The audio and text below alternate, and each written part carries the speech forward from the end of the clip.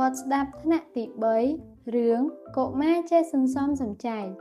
ថ្ងៃមួយពេលជិញលេងសំណាងនិងសុភីបានអង្គុយនិយាយគ្នាក្រោមម្លប់ឈើសំណាងនិយាយទៅកាន់សុភីពេលដែលខ្ញុំខ្ចីសៀវភៅមេរៀនឯងមើលខ្ញុំឃើញមានស្នាមហែកនិងគូវាសលេងផ្ដេសផ្ដាស់ទៀតផងសុភីមែនឬ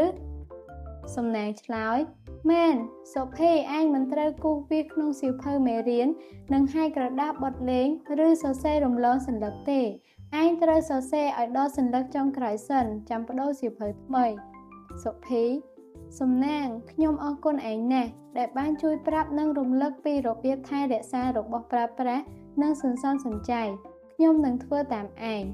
ចាប់ពីពេលនោះមកសុភីចេះសន្សំសំចៃទាំងប្រាក់កាសនិងរបស់របរប្រើប្រាស់ផ្សេងៗដោយសំណាងដែរសំណួរ 1. តើអត្ថបទរឿងដែលប្អូនបានស្ដាប់នេះមានតួអង្គណាខ្លះ 2. តើសំណាងនិងសុភីនៅឯណា 3. តើសំណាងនិយាយទៅកាន់សុភីដូចម្ដេចខ្លះ 4. តើសំណាងណែនាំសុភីពីអ្វី 5. តើប្អូនចូលចិត្តធ្វើតាមសុភីដែរឬទេព្រោះអ្វី